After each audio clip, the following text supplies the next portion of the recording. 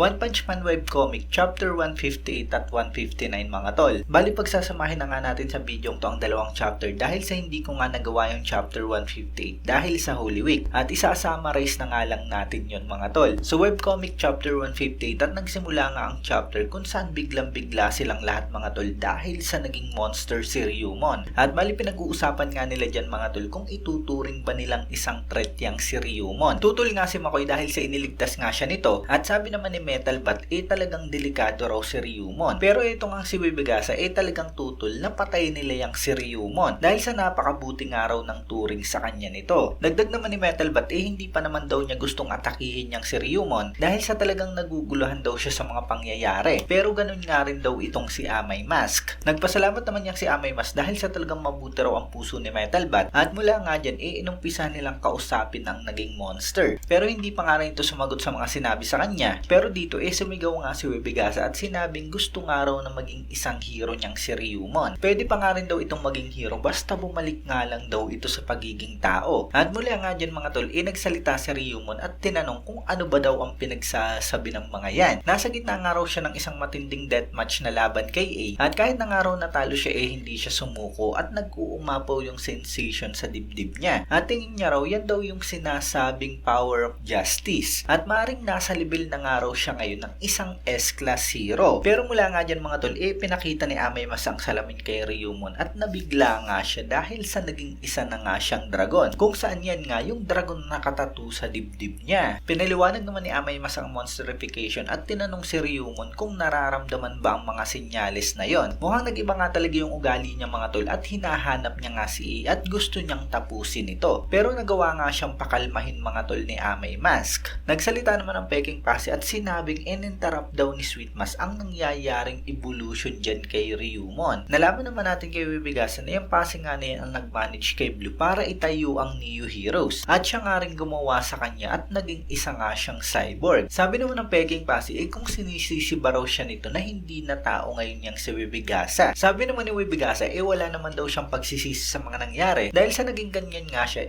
marami siyang nailigtas na tao. Ang sunod naman na kinausap ng Peking Pasi si Makoy at sinabi na maaaring maging monster na raw ito. Pero sabi ni Makoy tumigil raw ito at hindi siya tumatanggap ng utos sa isang robot. Peke nga raw ang Pasi na yan at ang tunay na Pasi nakakulong. Gusto nang banatan ni Ryumon at ni Metal Bat ang Peking Pasi na yan pero sabi ni Sweet Mas sayang nga lang daw ang oras na interrogate nilang isang machine. Kaya hinanap na nga lang nila sa Peking Pasi na yan ang remote control. Nilabas niya naman ito pero mula nga dyan binasag nga ang remote ng Peking Pasi mga tol. Kaya ngayon ang kailangan nga nilang gawin iwasakin nga ang buong tower para masira ang nagko-control sa mga robot. Pero mula nga dyan sinabi ni Webegasa na maraming kalaban ang paparating. Sinabi ni Amay Mas na maghiwa-hiwalay nga raw sila at si Metal Bat naman ang bahala para wasakin ang antena ng tower. Meanwhile, ipinakita naman ng iba't ibang mga karakter tulad na nga lang ni Shiryu Fubuki at I think si Psychos nga ang isang ito. Ipinakita nga rin si Garo at ang iba pang mga hero kung saan nilalabanan nga nila ang mga robot. Meanwhile, ipinakita naman dito si Dr. Bopoy at Child Emperor at iniisip nga nila ang gagawin sa kalagayan ni Genos. Naisip ni Bopoy na kailangan nga nilang explain ang sitwasyon kay Saitama dahil sa disciple nga nito si Genos. Pero hindi nga nila magamit ang communication dahil sa jamming signal. Ipinakita naman si Axel kung saan hinahabol nga ito ng ibang Neo Heroes na nawala na sa kanilang katinuan. At paubos na nga dyan ang battery ng rollerblades niya. Malapit na nga talaga siyang maabutan dyan pero cut na nga rito kay Metal Bat. Paakyat na nga siya sa pinakataas ng tower. Hinarangan siya dyan ng napakaraming mga machine gun pero talagang wasak nga lahat ng yan kay Metal Bat mga tol. At mula nga dyan mga tol sa pinakatuktok talagang binanatan nga ni Metal Bat ang antena ng tower. Wasak nga talaga ito mga tol at makikita natin dito na yung mga humahabol kay Axel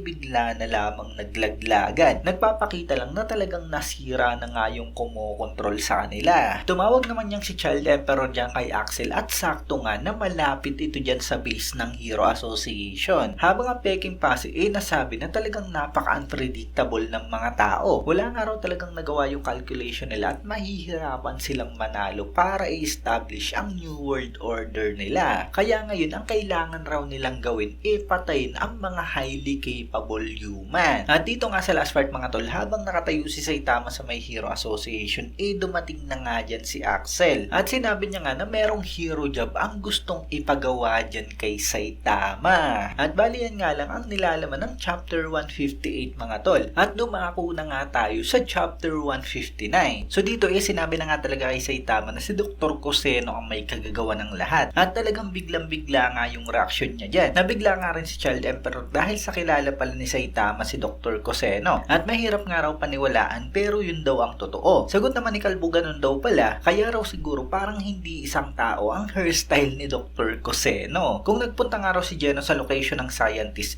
pupunta nga rin daw siya. Kaya sabihin na nga lang daw kung nasaan ba ito. Nagsuggest naman si Popoy na gumamit ng high-speed helicopter si Saitama para abutin nga lang daw ng 2 oras. Pero sagot ni Kalbo mabagal daw yun at tatakbo na nga lang daw siya. Sumangayon naman si Popoy at kung ganun, ihahanda niya nga lang daw ang lahat. At dahil nga sa pagkatigil ng robot invasion, okay na nga yung surveillance system nila at pwede na silang mag-broadcast sa mga citizen. At papalikasin nga nila yung mga tao within 30 km radius sa base ni Dr. Kuseno, kung saan doon nga tatakbo si Saitama para walang abala sa kanya. Pero mula nga dyan mga tol, dito may biglang lumabas na mga executive ng Hero Association. At in-announce nila dyan na pinopromote nila si Saitama bilang A-class rank 1 hero. At kailangan raw nitong manatili ng 72 hours dyan sa headquarters para sa guard duty. May pinakita pa nga ritong Article 6 kung saan sinasabi ng isang pro hero nga raw kailangang i-prioritize ang Hero Association pag nasa peligro ito. Pangalawa kailangan nga rin daw sundin ng isang pro hero ang utos ng isang Hero Association staff kahit na ano pa nga raw ang rason. Pero obviously nga mga tol, ang isang executive na ito isang ang AI. Kaya sagot nga dyan ni Saitama mga tol, kung ganun daw mag-quit na lamang siya. Ayaw pa nga rin talagang pumayag ng mga executive na yan, kaya hinarang na nga sila dito ng mga kasama ni Saitama. At nagpapasalamat nga ang mga hero ng victim na yan kay Saitama dahil sa talagang na-awaken daw yung hero spirit nila. At talagang handa nga sila dyan na pigilan ang mga executive na yan. At mula nga dyan mga tol, ipinakita naman si Genos kung saan lumilipad nga ito patungo sa location ni Dr. Kuseno. Naisip niya nga dyan na parang may kakaiba sa loob niya at hindi niya na nga raw alam kung yan pa rin ba raw yung will niya o hindi na. At saan ba raw kaya siya pupunta? Kasunod niyan, dumating nga siya sa parang isang laboratory na to. Pumasok nga siya sa loob mga tol at para bang isang napakalaking training facility ang loob niyan. Mula nga dyan, nagpakita sa monitor si Dr. Kuseno habang makikita natin dyan na meron ngang isang AI robot. At sinabi niyang naghihintay siya sa pagdating ni Genos. Sinabi dyan ni Genos na ipaliwanag nga raw ni Dr. Kuseno ang lahat. Sumagot naman si Kuseno at sinabing naaalala pa ba raw ni Genos ang figure na to. Yan nga raw yung killer na kinuha ang lahat kay Genos nung bata pa lamang ito. Isa nga raw itong nostalgic reunion at yan nga raw ang Mad Cyborg. At bali si Dr. Kuseno nga mga tol ang Mad Cyborg na yan. Nung araw-araw na yun, talagang matindi yung naging damage niya mula sa atake ni Blast, pero nabigo nga raw itong wasaki ng utak niya. Mula nun, in-enhance at in-improve niya ang katawan niyang yan at nag-evolve na nga raw ngayon sa isang entity na talagang mas napakalakas kumpara sa isang S-class hero. Pero kahit na nga raw gano'ng ka-superior ng isang being, yung impact nga raw ng isang entity sa buong mundo single digit percentage lamang. Kahit na nga raw ibuhos lahat ng resources para sa destruction, yun lang daw ang magagawa nun. Kaya nag-focus daw siya sa digitization, kung saan yung computational power patuloy na nadadagdagan at hindi nagde-decline. At yung concept din daw ng multi-brain proliferation, kung saan kumopya nga siya ng personality. So base dyan mga tol, mukhang hindi na nga iisa si Dr. Kuseno at siguradong napakarami niya na nga. At para sa kanya,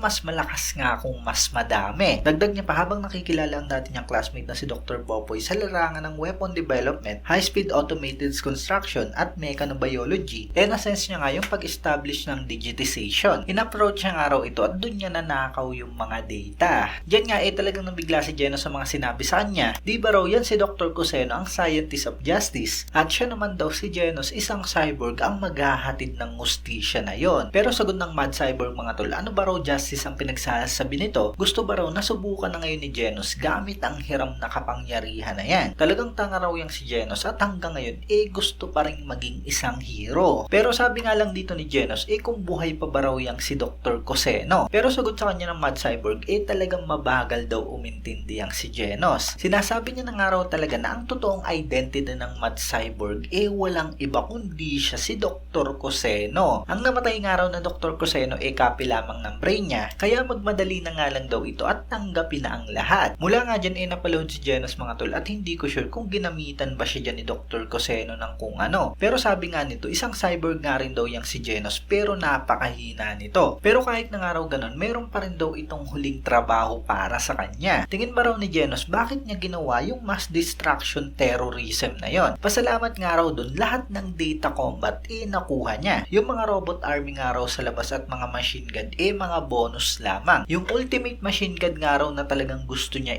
mabubuhay na at labanan nga raw ito ni Genos para matesting niya. Mula nga dyan mga tol, may nagpakitang isang machine gun at ang pangalan nga nito ay Heartgear. Ginawa niya nga raw na mabuti ang personality ng machine gun na yan at mag-uumpisa nga raw itong patayin lahat ng mga tao ng merong guided principle. Pag hindi nga raw napigilan ito, talagang matindi yung magiging trahedya. Kaya labanan nga raw ito ni Genos kung gusto nitong protektahan ang mga buhay na yon. At naniniwala raw siya sa lakas ng justice ni Genos. Tumayo naman dito si Genos at nagtanong ng patungkol sa pamilya niya. Yung mga alaala niya nga raw, yun ba raw kasinungalingan lamang? Ano nga raw ba talaga ang totoo sa kanya? Sagot naman ni Coseno hindi niya nga raw alam. Unlimited daw yung capacity ng memory niya pero nagdi-delete nga raw siya ng information. At wala na nga raw siyang pakialam pa dun kaya nagsorry na nga lang siya dyan kay Genos. Mula nga dyan kaharap na ni Genos si Machine Gun Heartgear at sabi dyan ni Genos kay Coseno hindi nga raw ito yung Cosenong nakilala niya. Ang purpose lang daw pala niya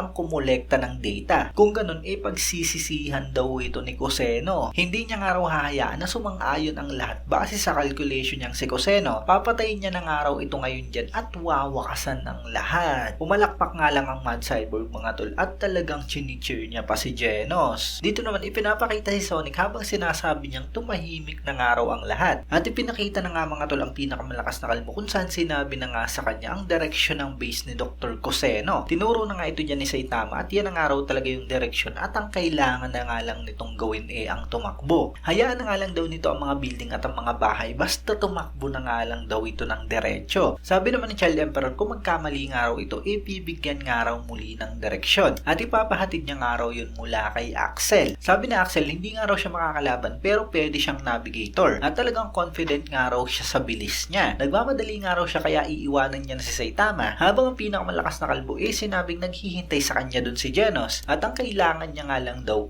ang tumakbo ng straight. At kasunod nga niyan mga tol, mabilis pa sa liwanag, nandito na nga agad si Saitama at napakalayo niya na sa Hero Association. Iiwan nga siya ni Axel pero mukhang si Axel nga mga tol yung naiwan. So matindi nga to mga tol, finally na-reveal na si Dr. Coseno ang Mad Cyborg. Hindi nga natin sure kung anong mangyayari kay Genos at kung kaya niya ba yung mga machine gun ni Dr. Coseno. Siguradong hindi nga yung nag-iisa at marami pang ibang malalakas na machine gun. Kaya talagang kailangan niyang makarating agad doon ni Saitama. At tingin ko talagang saglit lang sa pinakamalakas na kalbo at mararating niya nga agad ang base na yon. Mali hindi pa nga natin alam kung alin ba sa mga robot na sinasabi ni Coseno ang ultimate machine gun. Baka mamaya si Genos nga mismo yun mga tol. At ang mangyayari pa talagang maglaban nga ang pinakamalakas na kalbo at si Genos. Nakita natin na kanila lamang at sa mga nakaraang chapter nawawala-wala nga sa katinoan niya si Genos. At parang may ibang will na nga ang nagte-take over sa kanya. Yun nga talaga yung pinakaabangan ng lahat mga tol at somehow talagang posible nga yun. Major arc nga ito mga tol kaya dapat ang kalaban dito maihahalin tulad sa naging lakas ni Garo para talagang maging matindi nga ang laban ng pinakamalakas na kalbo. So yan nga lang ang kaba ng video natin mga tol. Syempre kung nagustuhan nyo nga, huwag nyo sana kalimutan mag-iwan ng like dahil napakalaking tulong na yan para sa ating channel. At yun, maraming